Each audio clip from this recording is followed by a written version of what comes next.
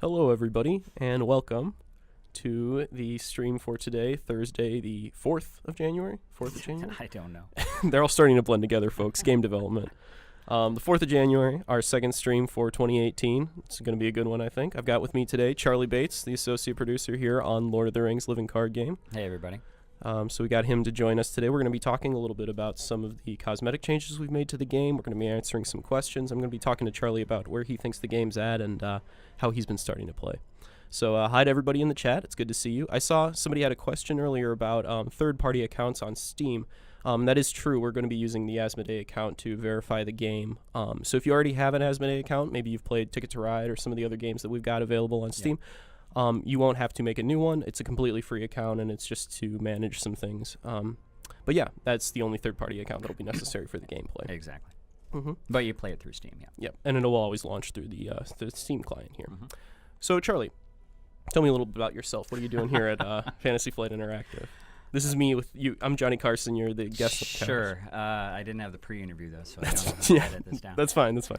So I got my start in tabletop gaming. I used to work at White Wolf Publishing. Spent a few years at Cartoon Network in marketing. Transitioned back to the game side, working at Asmodee North America, and from there came here in the associate producer role. Wow, exciting times, everyone. So yeah, Charlie's going to be joining us today. We're going to be looking at Location 3, which those of you who have joined us for some of the previous recordings will know that we visited there with Caleb Grace. So when we went with Caleb, though, we went to the over the hilltop instead of following the stream. So we're going to be trying a different location and see where that takes us on the journey.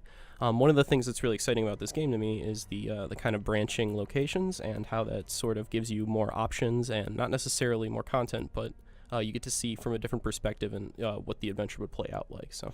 Yeah, there's a lot of replayability there because what the obvious path may be may not necessarily be the best path. Are we having some problems hearing Charlie, folks? Let me turn up a little bit. Charlie, can you speak a little bit? I'm happy to speak. Is that better? Yeah. That's very passive-aggressive of you. I can hear a little bit. I can hear pretty well, but let me turn you up a little bit. Okay, sounds good. Yep. If we have any more issues, guys, let me know. Okay. So let's move on here. First off, before anything else, we were going to jump into the deck builder a little bit and talk a little bit about some of the cosmetic changes that have been made to the game since the last time we streamed, even on Tuesday. Sure. So let's do that. Standard caveat here, of course, we're gearing up for early access, but this is still a work in progress, so there are going to continue to be some refinements and changes, some larger than others. And we don't necessarily always know when those changes will occur. Yeah, as always, folks, things are subject to change, and this game is a complete work in progress, so we're still in the initial stages, but we want to be able to show you what we're doing so that you have an idea of where development's at and where we are, where we're going with it. I see some people already noticed that we've changed the page numbers appear on the bottom of the deck builder already. So, I mean, we're progressing forward, but also you notice this huge leaps and bounds. Yeah, huge jumps. This is kind of a big cosmetic change here, Charlie, with the threat being lowered under the banner here. Yeah, and you'll see that on the regular player cards and should be Sauron cards as well. What we wanted to do is just give a little more breathing room to the card titles, and we spent way too long on the conversation of the best options, but we felt that this was a nice, simple solution. We may do further refinement, but for right now, we're feeling pretty good about how that looks. Where these frames are at? Yeah. Yeah. And that goes doubly for the cards themselves, too. So you'll notice that the cost has changed. The location of the cost has changed on these cards. And I also see there's a little box here floating down here, which might be familiar on some of these other cards. Can you talk a little bit about that placement on there? Yeah, I want to be very careful of my terminology, especially if you're coming from the tabletop world. The current label for that is the trait box. We may refine that for clarity in the future, but the idea is we want to make sure there's an economy of text in the card itself, because the text box is fairly small. So there are certain functions that certain card types have. For instance, heroes and allies, you know that they've got the different race traits, whether they're Dunedain or Hobbit or whatever. So that's a very straightforward thing. But when we were talking about it further, we realized that the same kind of trait dynamic exists for attachments and even for events. Because for attachments, we've got weapon, armor, and special. And then for an event, you may have a preparation type of event. So that box makes it a little easier to handle those card functions. And as you can see, some of them are blank because we just made that change, and so I need to implement those terms in there as we're going forward. Yeah, but really what it's all about is increasing clarity. And I think one of the best pieces of feedback that we've gotten so far from doing these streams is making things more clear on the board, when things are going to be happening within phases, and how card types are interacting with other card types. Definitely. And a lot of these changes help to, I think, shore up some of that. We talked a little bit about some of the search functionalities Tuesday on the stream. And we also talked. It feels like yesterday at this point. We also talked a little bit about some of the sorting options, which are kind of exciting ways to look at the deck list. And we're continuing to make changes on that too, folks. As we continue to go on, we are going to keep on tuning those things and making it easier for you to search through the deck builder, and kind of put together the best team you can to take down Sauron. So those changes are going to keep on going. So next week, Charlie's actually going to be hosting the stream. So that's why we got him on here. That's why we got him on here as a guest. I'm going to be away because I'm going to be at PAX South, which, if you missed the announcement on Steam, Facebook, or Twitter, we are going to be at PAX South showing off the game. So people who are going to be attending there, if you'd like to get a first-hand. What days are those again? That's going to be the weekend. I believe it starts on the 12th. Yep, that's correct. So the 12th, 13th, and 14th will be at PAX South at the Fantasy Flight Games booth. And you can come say hi to me, come meet, and come talk to us. And also check out a lot of the other products that Fantasy Flight Games is going to have there. We're going to have quite a bit of a setup for Tabletop, too, if you're a fan of those games. You can check out everything while you're over there hanging out with us. Pre-early access sneak peek. Yep. And that build is also going to be obviously a work in progress and very similar to what we've got up here. Oh, that's new. What's new? Those elements coming in from the top left and lower right. Oh, sure, yeah. These transparencies. Yeah. All right. Yeah, so like I said, continuing to make cosmetic changes. Sometimes it's a surprise to us as well. Yep. All right, so let's jump into Location 3 and take a look at it. So if you joined us on Tuesday, there was some, I would say, difficulties run into for our adventurers. Sauron is challenging. He is not a pushover. Yeah, there's been some overhauls to the AI. I wouldn't say extreme changes, but enough where the game plays. I don't think it plays differently, but there's a bit more of a challenge element even at normal. Can we talk a little bit about those AI changes and how Sauron makes his decisions? Sure. Of course, one of the core design sensibilities was that Sauron is your opponent, and it's not just simply some computer program that he is, living is an arguable term, because who knows if Sauron's actually alive or not, but the lore people on chat can clarify that for me. But the point is that he is responding to you and making his own plans, and that you're supposed to always have that feel whatever quest you are going on. And we're continuing to refine and clarify how he reacts to you and how he makes his own plans. So there were a couple of tweaks that we realized needed to be implemented that have had the end result of making these quests very challenging for the heroes. Yeah, absolutely. I think that some of the adjustments here too, it's interesting because it's like Sauron passing with an enemy. It makes sense that a bear would be a little bit hesitant to attack. You know what I mean? Well, it is a wild. Yeah, exactly. It's very wild. It's a bear without a care, folks. That's right. But there's a bit of a characterization too to making this the story that you're participating in feel more like a narrative, I think. Exactly right. Whether they're orcs or wargs or humhorns or whatever, they're not just sitting there waiting for you to do something. That they have their own motivations and are responding to you in their own way. So if for some reason Sauron doesn't have one of his enemies attack you, there's a reason for that, which was not happening necessarily previously. Now what that means is, with your characters, they're going to get beat up a bit more. You're going to have to be more strategic in how you're playing different allies than you might have had to worry about previously. Yep. So all that being said, that is basically my preamble for saying that today we are going to take a first look at the easy mode in the game. All right. So we are using the core starter deck, and remember that all these core cards are going to be awarded to you for completing the tutorial, including the starter deck with its 30 threat. Excuse me.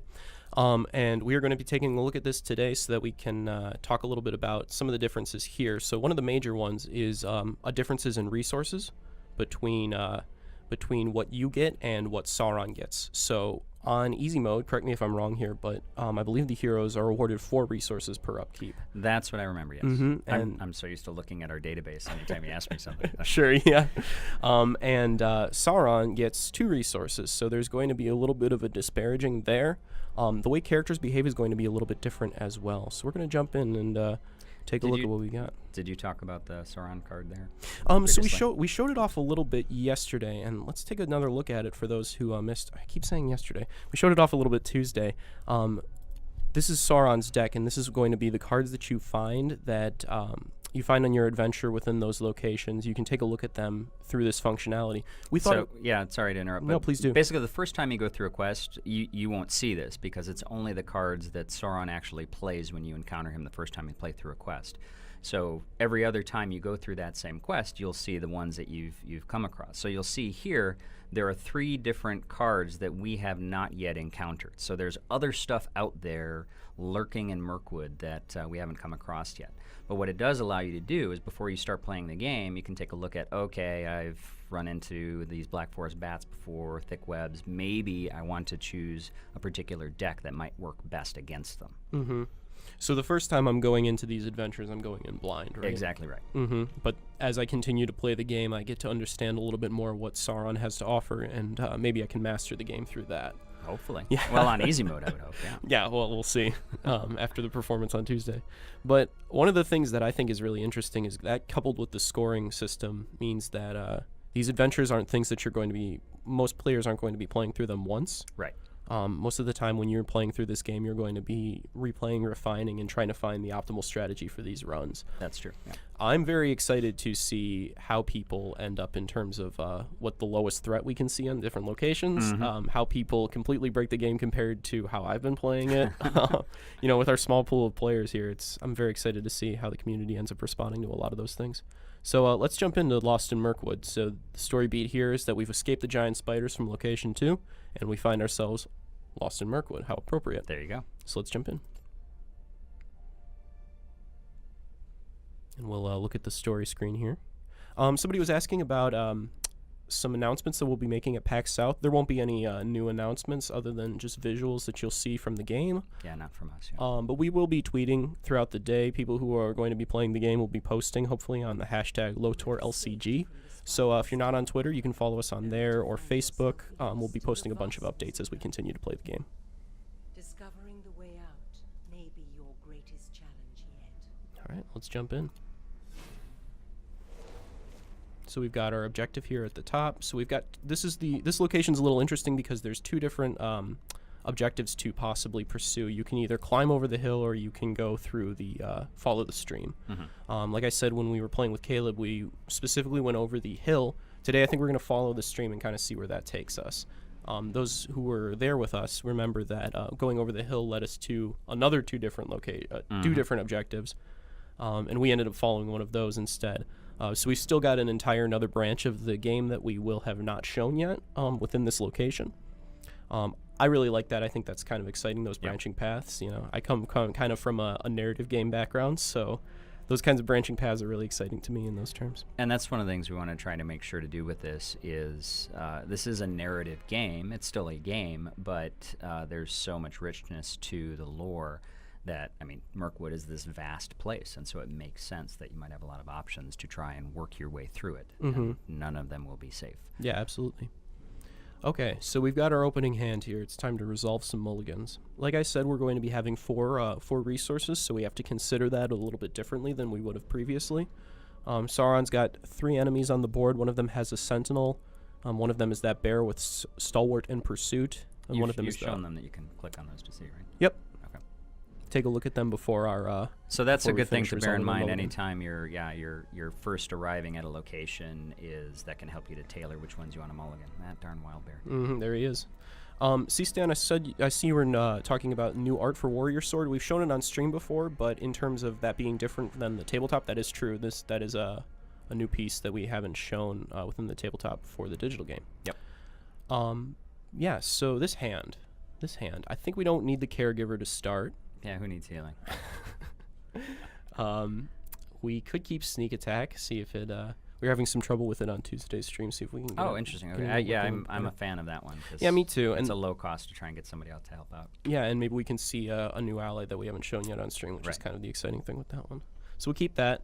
Let's get rid of the axe hand because he's a little expensive, but let's keep the archer because I like ranged. I'm always a fan of ranged. Yeah, you like ranged? Yep. We should talk a little bit about your strategies when you're playing the game too. Don't get hurt. That's my strategy. No, Yeah. I do like the various ranged allies. I always try to include as many of those as I can in a deck. I try to use my heavy hitters to soften somebody up and exhaust them, and then try and finish them off that way. Yeah, absolutely. We have some more changes to the board here too. Something kind of a little bit subtle here, but we've included the glossary, which was previously within the in the menu. We've and it's still in the menu, of course, but we added a tab. Yeah. Yeah, so that you can take a look as you're playing. This is a quick fix right now, but it is a way so that you can at least look up keywords if you encounter something new. We're talking about different ways to incorporate those glossary within the game proper, but for now, within the build where it's at, we want to make sure the players have ways to keep taking a look at the... Exactly. Yeah. Yep. For those who are asking, yeah, we're at 4 resources because we're playing on easy mode today. Okay, so we are in our first planning phase here, as we can tell from the little text above the button. So we have to figure out what we're going to be doing. And Sauron did not do anything on his turn, probably because he only has the 2 resources this time around. Yep, he set up his 2 resources, so he's hoarding those for something within his hand. But it doesn't really matter because he's got a pretty beefy board here. So yeah, we've got our Black Forest Bats, which are 1/1s. We've got our Giant Spider, which is a 2/8 with Sentinel, so we have to kill it before we can attack anything else or work towards the objective. And then we've got a Wild Bear, which is a 3/4 with Pursuit and Stalwart. So Pursuit means that if we don't kill it, it's going to follow us to the next location. Right. So let's see what we can do here. I think that probably it's best to get our heroes equipped up. But we want to take advantage of our full 4 resources this turn. So let's get a shield out. And I'm thinking we can either put it on Gimli, because he's going to be doing the brunt of our attacking, or we can put it on Arwen because she's a little bit squishier than our other heroes. I'd be inclined to put it on Arwen just because of how Sauron's AI has changed recently. Okay, well let's get it on there then. We've got a protector. We've got another 2 resources here, so we could play out our horseback archer, but he'll probably die in one attack from one of these. Yeah, he's probably not good to lead off with. Yeah, so instead, let's put a warrior sword out, and I'm actually going to put it on Aragorn, and I'm going to do that so that we can use this last resource to use his special power. Yep. Yep. That's what I would have done. Seems good to me. So let's move into the adventuring phase then. So the bear goes right after Arwen, so I'm glad we put that shield on her there. And we are allowed our attacks, but we have to get through this sentinel somehow, so I guess we would be best served by just starting. Yep. There's a Sauron passing. Yeah. So again, that's a situation where, and I wouldn't be surprised if he's like, well, I don't want my Black Forest Bats to just kill themselves for no reason, so I'm going to hang on to them for the time being. Yeah, these guys are going to stick around. I mean, these low-cost enemies and even low-cost allies that don't really impact the board, sometimes the best way to use them is to just exhaust a character within a, in a crucial moment. And if he were to go after Gimli, he wouldn't exhaust because of the Stalwart, and he would just get a buff to his attack here. Exactly. And it makes sense because you've got Sentinel on the Spider, so there's no reason for Sauron to have to get rid of his bats. So that's smart, you jerk. So let's have Gimli crash into the Sentinel enemy there. So now, well, hang on. If you want to refresh Aragorn, you could kill off the spiders. Good point. Or you'd have to kill the spider. I did almost miss it, yeah. Let's have him take down the spider. Okay. 7, 7, and 9. So we're doing okay here. In the first round. For the first round. I've made 3 moves. We heal up. So Arwen can heal. Oh, there's Gandalf. Hey, buddy. Let's have Arwen heal up Aragorn here, because she's still got that shield on her. So And there's Sauron's first play of the game in the Spiders of Mirkwood, 3/4 Sentinel. And I noticed someone had talked about how resources are generic, and yeah, that is to help create some flexibility. But there is still a lot of customization and strategy in your deck building, both the spheres themselves and the sphere levels based on the heroes you have. So there's still going to be a lot of that core fun of how you're creating your different decks and strategizing from there. Yeah, moving resource management and sphere management into the deck builder was one of the ways that we thought we could adapt this to digital. Just making it so that when a player draws a card, as long as they have the correct resources, they're not ever worried about that card sitting in their hand. Right. So yeah. Well, I kind of want to save up some resources for Gandalf. I don't want to use them on our first location, but it is going to be hard to get that six willpower finished off. Yeah. What's Fane again? I always forget. Fane is going to be making a non-unique enemy to 0 attack until the end of the round. That may be not a bad idea. And then pile on spiders? Yeah, because that 3 is just going to be painful. And actually, if we have 2 Faints, we could do both the bear and the spider. We could do that. Clean that out, and either hold on to the other 2 resources or put out sneak attack if you wanted. Well, if we feint both of these enemies, then it would be safe to play the horseback archer. That's true. And then he could. It just delays your playing Gandalf later. That's true. I'm okay with. Yeah. Yeah. Well, let's do that because I think keeping an ally on the board is a little bit more valuable in this early game than playing a fleeting. So let's give that a shot. Let's feint him. The feint's so nice, we feinted twice. How do you feint a bear, Charlie? You just point at a picnic basket, I guess. Climb up a tree. That sounds good to me. Okay, and then we'll play the horseback archer. Okay. And he charges in, and we are ready to end our planning phase. Sauron passes because he doesn't have any effective attacks here. Interesting, yeah. That's very interesting. Let's have Aragorn and Arwen finish the spider. Yep. And then we will have Gimli and our archer kill off the bear. And that's our turn. So hopefully next turn, if he doesn't play another sentinel, we'll be able to start working towards these objectives here. Yep. People were asking about zero attack enemies still being able to attack, and I know that zero attack allies can still make those attacks, but I'm not sure if I've ever been engaged by a 0 cost enemy. Have you seen that? I have. I'll admit I haven't had the opportunity to play through since the AI has been tweaked, but previously, yes. Just because your attack is 0, that doesn't negate your ability to attack. It just means you don't do any damage. So Sauron might be smart enough now that he's not going to bother attacking with a character that has 0 attack. Sure, okay. Interesting. All right, let's heal up Arwen since she's at the lowest life here. Oh, and here's one of the... I don't think we've shown this before, actually. No. That was one of the new objectives that Sauron's able to play. Lost in the Wilderness, which captures 2 random cards from each player's hand. And then that ends up playing out as the Find Your Bearings objective. So some of these cards, it's interesting, right? Because he plays out an event and then it ends up affecting the board as an objective.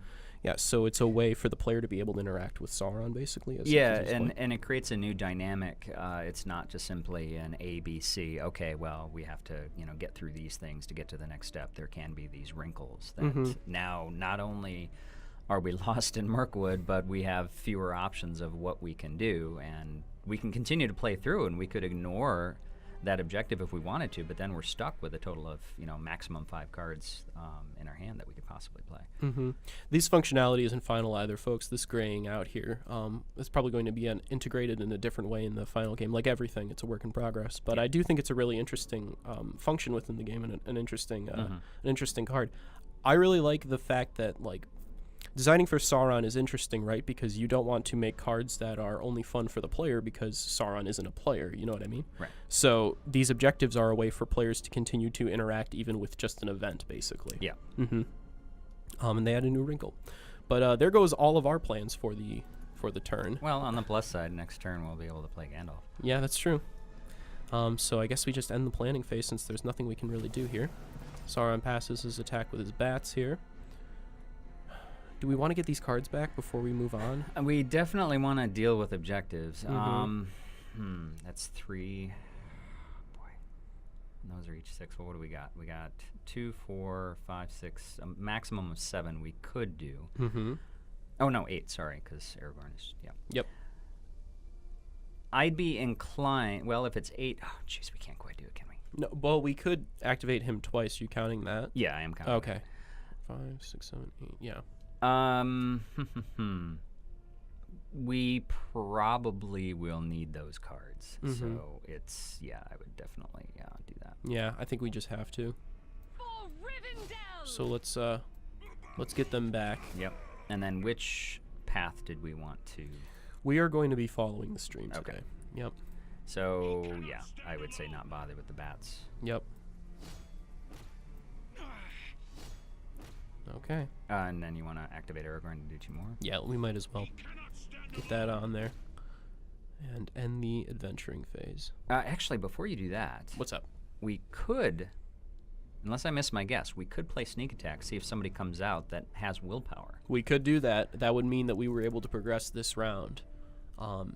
And that would keep us at 34 threat for Now- the first location. And of course, if we got somebody out that had no willpower, then we basically burn that card for no. Oh, actually, no, they could still attack the bats. Oh, yeah?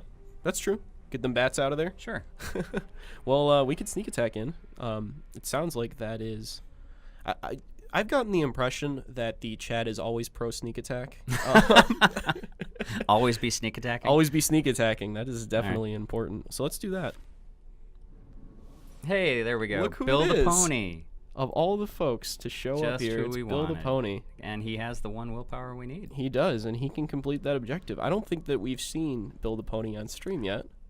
So, what did people sneak attack for? Yeah. oh, it's they're questions later. they're a little bit behind us. Remember Yep, when we yep. were looking at the chat, but here he is. He's a unique, and when you control Sam Gamgee, does that mean that there's going to be a Sam Gamgee card? Somehow? Maybe. Okay, well that's interesting. I think, but he gets -2 cost, so this is just a free card at that point, right? Just a free ally. If you have Sam out, then he would be a free card. Awesome, Yes. and that also means that his on upkeep he gives you an extra resource, Right. basically. So he's carrying some stuff for us. He'll be very good in a Hobbit deck. Yeah, seems good to me in that. Well, for now, let's have him complete the objective. And off we go. Boom. So we travel immediately on there instead of a travel button because we have the 2 different locations. So this is one of the ones where, because we're sort of rushing our way through the forest, we travel immediately once we complete, right? Yeah, there will be some objectives where you choose if you want to travel, where in this particular instance it says travel immediately, so that means you just go. Mm-hmm. So, Yeah, there's different dimensions to even how just traveling works Right. from location to location. right. Sometimes you may not want to go right away. Mm-hmm. So people were talking about animatics for cards, like advanced and premium versions. That's something that we are definitely looking into. It probably will not be present for early access, however. Right. Yeah, that is Galadriel narrating the game for those who Yes, are it asking in is. chat as well. Yeah, So- Gandalf does our tutorial and she does our quests. Yeah, we still have not shown the tutorial yet. Oh, That's something well, that we we'll should get to it. definitely. Yeah, I We'll think we should definitely do that soon. When they have you, why do they need a tutorial? Exactly. I should just everybody who installs will just be there. That's community management at its finest, folks. So here we are within our turn. Let's take a look at this board, though, because we were kind of talking through there. Well, we have a lot of resources, but yeah, there's a lot of options here. So our objective is to either overcome this one or this one. So we can either continue downstream to travel to the swamp, or we can go to the overgrown trail by searching for a path. So this is another branching narrative, kind of. Let's also take a look at some of these enemies. We've got the bear back. Different bear. Different bear. This did not pursue, but there are plenty of bears within the forest. We got the muck adder, which has the quick keyword. Now, the quick keyword means that when it attacks, it doesn't receive reciprocal damage, correct? Its damage is applied before. I see. Okay. Yeah. So If it kills off, for instance, the muck adder has 2 attacks, so it could go after the archer, kill it off, and then it wouldn't take any damage. In return. he wouldn't be able to attack first because it strikes first. Right. Picture its head kind of going Darting out. Yeah. Yep, Yeah. yep. As a snake is wont to do. There you go. Yeah, and then we've got what else does it have? Oh, it attacks the player character with the lowest current health. So this has a specific attack pattern that it's always going to follow. Yep. Yeah. And That's it kind of is pretty interesting, much tailor-made to get rid of that archer. It's going for the weakest ones to try and pick them off before they can do anything. Interesting. Yeah. Yeah. That's kind of a cool design. I don't think we've seen the muck adder on stream before, though. I could be wrong, but you can take a look at him. I'm sure you'll be informed if you Yeah, are. plenty of people will. we are also looking at the pack of wargs here, which we have seen, but maybe not so frequently. With a 5-cost enemy like this, you know it's going to be worth a lot, right? Yeah. So 3 attack, 6 defense, pursuit. So it's got pursuit just like that bear, and then on upkeep it gets 1 Keeps health. getting tougher, yeah. Yeah, so it just keeps on getting worse the longer you keep it on the board. Yep. So we cannot ignore this pack of wargs, basically. No. Which is inadvisable in real life, too. Sure. And we've got the Goblin Sniper here for 2. It's got 2 attack, 2 defense, ranged, stealth. Everybody who's been on the stream knows that I hate this guy. He's back again to continue to annoy me. And on upkeep, he deals 1 damage to a random player character. So he shoots his little arrow from the tree until we can shake it and knock him down. Yep. So here we are, ready to move on the forest stream. I believe we are going to continue downstream. That's my plan currently. Okay. Any reason why you would want to search for the path? Are you cool with going downstream? No, I think downstream's great. You're fine? Yeah? Sure. Big fan? Nothing. I see no problem with that plan. Here's the thing. Nothing bad has ever happened downstream. That's right. Yeah. Okay.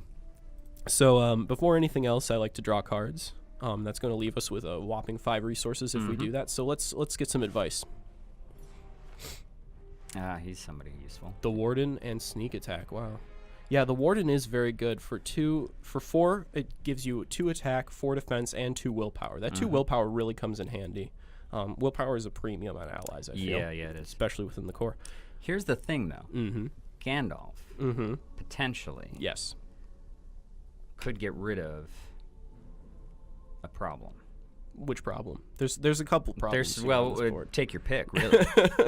I mean, not the wargs, obviously, but the adder or the sniper. Actually, would it apply to a sniper? Yeah, because I think it bypasses stealth because it's just an effect. So that's something to think about. So we play Gandalf. We have him shoot the goblin sniper, and then get an attack activation from him, and hopefully take out that pack of wargs.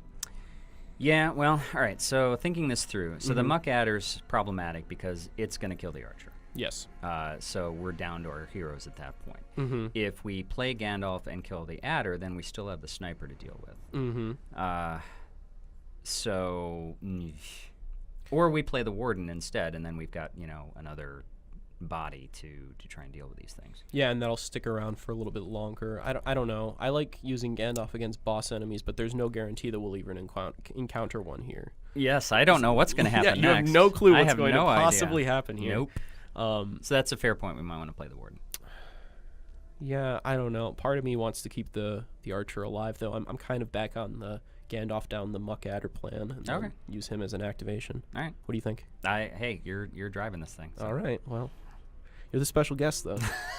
I don't want you. You have to take responsibility for your actions. Yeah, I want this decision to be pinned on you by chat, not me. Well, let's do it. Let's get this in here. So. I am Gandalf, and Gandalf means me. He arrives, and we have our choice of options here. I didn't even think about drawing cards. That's a which would good actually point be too. kind of strong here. Oof, man. Well, and that's good too because granted, Gandalf is only around for this round, but he is a 4/5. And it's 4 willpower, so it might be. That's the thing is there are a lot of good options. So I kind of like these choices where there's not necessarily a wrong choice. It's just which way do you want to slice it. So I wouldn't be adverse to drawing 3 cards instead of dealing 3 damage, but. We're getting a little low on resources. I mean, that's what killed me on the Tuesday stream was that I basically I was top decking and then it was just over. That's a fair point. Yeah. Yep.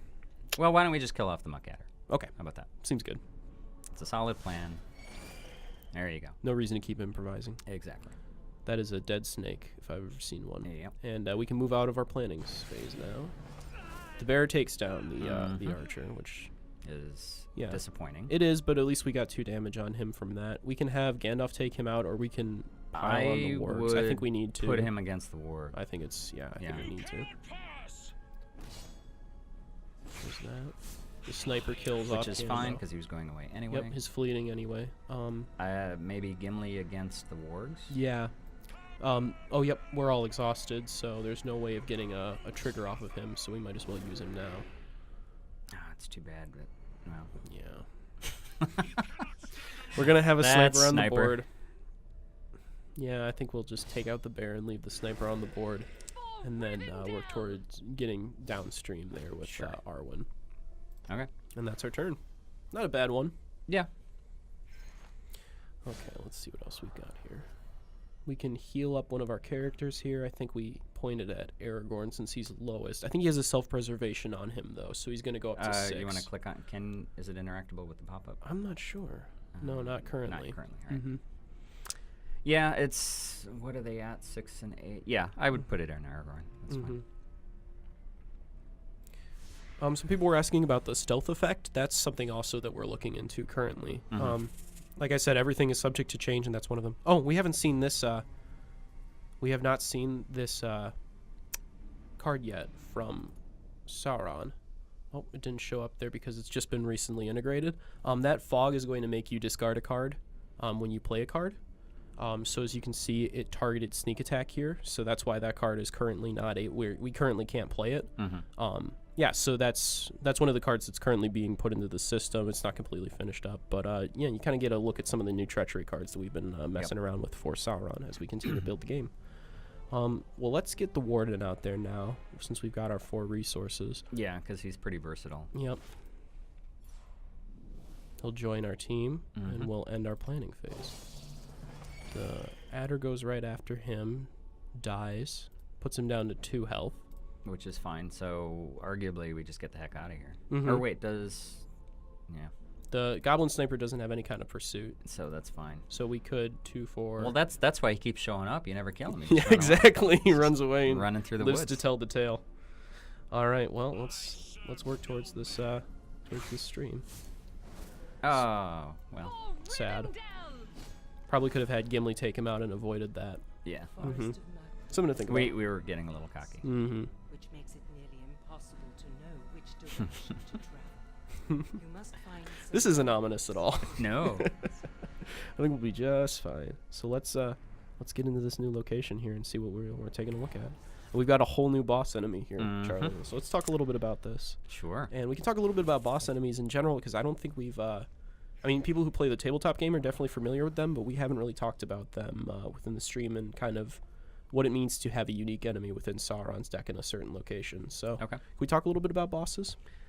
Well, you kind of already did. I'm so good at this. I'm going to heal up Gimli while we talk. Makes sense. Yeah. So yeah, bosses are, as the name suggests, they're going to show up when you reach the final stage of something. Usually, sometimes they may occur earlier in a particular quest chain, but they're typically meant to be the big final showdown. And you can see from what this giant marshworm has that they typically have the stats and abilities to back that up. So. This is the big dramatic showdown. It's not just a regular kind of creature you're going to come up against. You can see that the card frame also is a little bit different. Actually, is it? There is a little bit of a difference to the cameo is, but yeah, I thought around the art border there click too. On one of the other. You take a look. So. Oh, yeah, I thought that's supposed to be. I don't know, whatever. Well, that'll keep work in progress. We got those nice new chain effects in there too. Yep. But yeah, this guy is pretty beefy, and that's also the 0 cost on there, which is exactly because that's sort of the same kind of thing as what your heroes have. The heroes, of course, don't have a cost because they start the game in play, and the 0 cost for a boss reflects that because they're simply meant to come out when you reach a particular location in which they appear. Yeah, absolutely, and then they're unique as well. So some of the things that will perhaps interact with unique enemies or... it's an excellent point, because there are cards that only affect non-unique enemies, and so you might want to apply them against a boss, but you can't. So this is Mr. Giant Marshworm. It's not a giant Marshworm. Well, I don't want to attribute a gender. So. Yeah, this is the gender Marshworm, Esquire. Yes. All right, well, here we are. So, again, we can't play Sneak Attack because it was been discarded by that Sauron event. But we can play one of our lookouts here. I love this guy. 2 attack, 2 willpower, 3 just no nonsense, no frills, just hanging out, being very useful. So let's get him in play. Meat and potatoes kind of. There we go. Ally. So we'll play him out. Well, oh, we didn't take a look at this. These wargs here, which with aggressive 1 and vigilance. So aggressive means that. I'm drawing a blank, but we can show our glossary. We can. I believe it is when they attack, they get that much. Yes, I believe you're right. When a character with this keyword attack. Yep, that's it. Yep. So it'll gain that additional attack value to the number listed. Exactly. It is the opposite, or the counter, if you will, of counter, which when it's defending, it gets that much to its attack. So it attacks at a 2. Is that what it's got? A 1 That's there? correct. Yep. So, And then we've got another Muck Adder. Mm-hmm. The Forest Flies, who as they continue to be on the board, they accumulate. More of them appear. Yeah, they're exponential. And we've got our full team set to go here, so let's get into it. Oh, you looked at the objective, right? Oh, I did not. Defeat the giant marshworm. So a lot of the times when we're seeing these bosses, right, most of the time it's going to end up being that we have to defeat them. Yeah, that does tend to be pretty straightforward, but it's always worth double checking because there may be a wrinkle. Mm-hmm. Oh, people were asking in the chat about this piece of art. I believe it's from the Dead Marshes expansion, if I'm not mistaken. Maybe somebody in the chat knows. Yeah, it's entirely Oh, possible. yeah, no, somebody did find it. Thank you. Thank you, there you go. Dog. Yep. All right. I'm correct. Okay, cool. So let's start clearing off this board. I kind of want to get these flies out of the way. Yeah. Because they're going to keep on coming back. And it's probably good to use Aragorn for that because his health is a little bit dinged. Yeah, and he'll kill it in one hit anyway. Exactly. So let's take him down. Goodbye, Athelian Lookout. Thank you for everything you've done. Your comrade will be joining you shortly, I'm sure. Well, let's see. You could... Because if you attack because then he won't use his aggressive, so... Yeah, I would Gimli him. Okay. Well, hang on. Because we have a resource. We can refresh... Sorry, We ready could. Yep. Aragorn.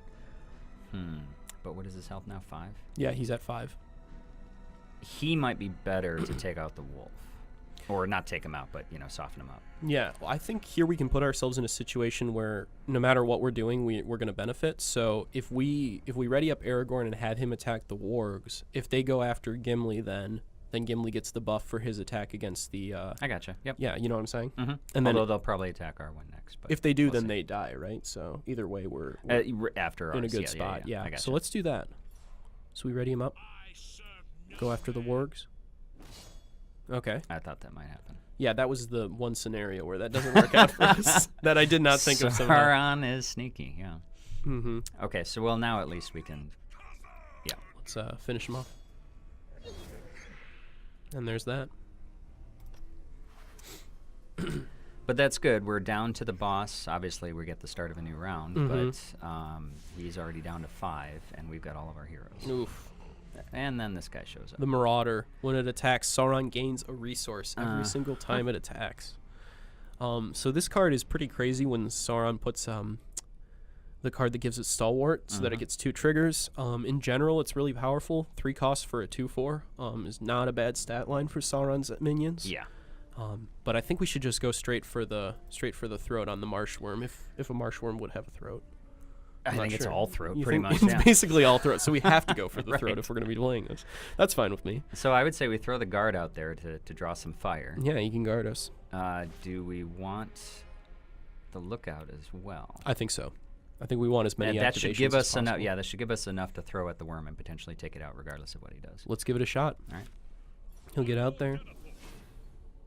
He readies up. The Athelian Lookout comes and joins as well. And we are ready to end our planning phase. Mm-hmm.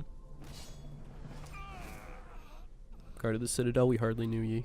A moment of silence. And what's the most efficient way for us to get this done? I mean, ideally we don't lose any heroes, right? Because then we'll score more points Right, at the because end. he's already down to 4 health there, Mhm. and neither one of them have Sentinel, so we're in decent shape. I would Aragorn him just to get him down to 1, so regardless of who we have left, they're going to finish him off. Yeah, sounds good to me. Oh, so we lose Aragorn. That's fine. That's fine. He fell in battle. No big deal. He would have wanted it that way. Arwen will bring him back anyway. That's fine. We'll have Gimli take down the worm then, All right. and we'll end the quest there. Against And there we go. against Hooray. odds, So yeah, here we are in the we finished that quest just like that. Took out the boss. We're able to make it through those locations. Picked our objectives efficiently, and played through the core set deck there. And that does show you the replayability of it. Obviously, we could have made a different choice and probably saved Aragorn, but we made it through, and we can go through again and make different choices. Yeah, absolutely. So you kind of see where we're at with easy difficulty, with the resource management and some of the other changes that are made. But yeah, Easy doesn't make it truly easy. It is easier, but the idea of the game, of course, that it is very challenging, and you need to make smart decisions to to make it through. One other thing, guys, these quest rewards that are in place currently, these are all works in progress too, so none of these numbers are final. Yep. The numbers obviously would have been higher within the final game if we would have finished with Aragorn. Right. I think we have the quest rewards screen up as an initial build in this current build. We can take a look at that real quick if we can check rewards. Yeah. And show a little bit of how the game's scoring. So there's going to be some symbols on here that aren't going to make total sense to you guys yet, but I did want to give you some idea of what the scoring looks like based on this. We're working on tweaking all these numbers, working on tweaking everything that's given, but I wanted to give you some basic idea of where we're at for how scoring works. It actually made an error. We should have only had 2 surviving heroes. That's right, yeah. So, like I said, work in progress. A lot of these are works in progress, but basically this is what we, the wireframe for what these scoring sheets are going to look like.